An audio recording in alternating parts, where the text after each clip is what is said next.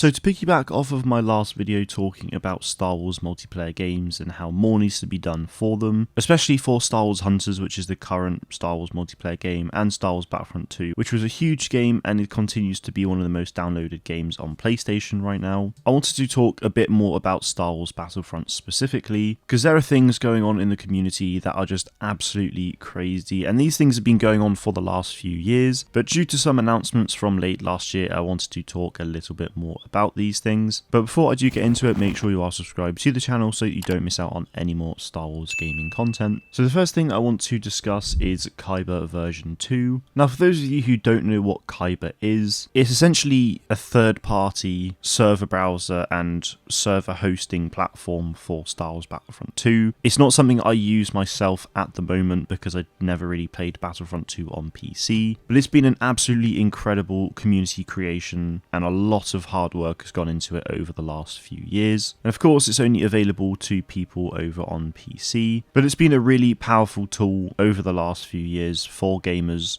And it has full mod support as well, so you can actually play with mods on multiplayer as far as I'm aware, which I just think is really cool. And Kyber V2 is now very much in development. I don't know when it's releasing because I don't think it has a release date as of yet, but I imagine it will be within the first half of this year. They are currently undergoing a bunch of playtests. But one of the great things about this new version of Kyber is that it actually has a built-in mod installer, which is awesome. And it seems to be having its own launcher as well, instead of having to go through the EA launcher app itself.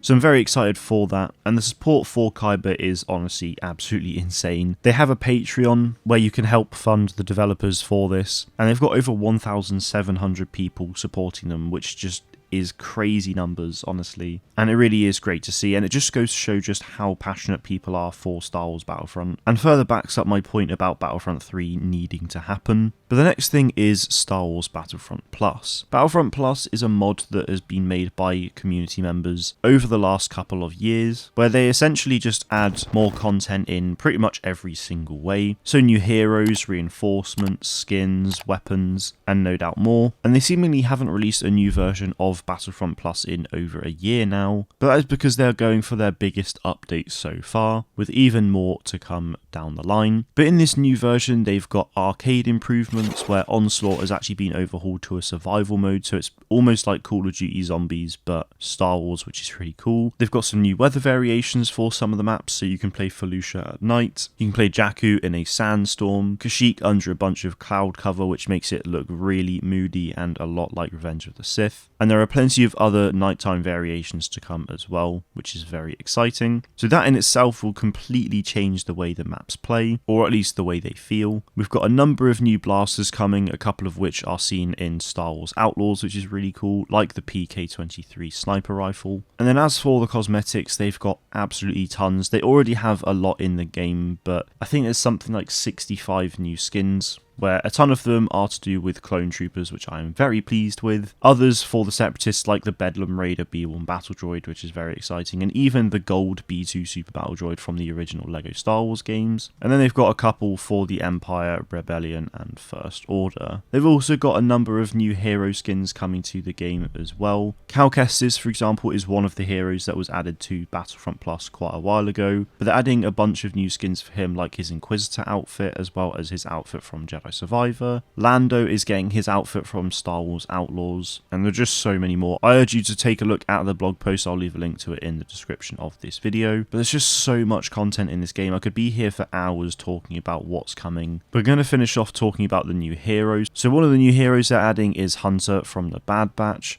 Padme, Merrin from Jedi Survivor, and of course Fallen Order, Asajj Ventress, Dagan Gera, who's one of the main villains from Star Wars Jedi Survivor, and finally Grand Admiral Thrawn. So I think in total, on top of the other content, we've essentially got 6 new heroes, 8 new blasters, 65 new skins, updates to reinforcements. But this is just absolutely insane to me, the fact that a bunch of community members are still just working on new content for the game. They've essentially taken over from EA and DICE on this. It's obviously not the same because I'm not sure if they can implement custom animations. I don't think they can create custom maps, but no doubt someday that will be absolutely possible. With everything that they've been able to achieve with Kyber and and Battlefront Plus, I have absolutely every faith that someday they'll be able to add custom things. But I just feel like this really goes to show that the community really are begging for more Star Wars Battlefront. It's a game that absolutely should always be a thing, and or Season 2 releases in a few months. So it would have been amazing to get some content in Star Wars Battlefront alongside the release of this show. We've got the Mandalorian and Grogu film next year, so it'd have been really cool to have some content around that. But unfortunately, that won't be the case. Once Kyber V2 and Battlefront Plus V10 have released though, guys, I'll probably look at making some kind of content on it. So let me know your ideas for that in the comments below. I'd love to have your input as to the content I make on that. But also let me know what you think about all of this in the comments below. Do you think EA should make Star Wars Battlefront 3 or not? Thank you all very much for watching, and may the Force be with you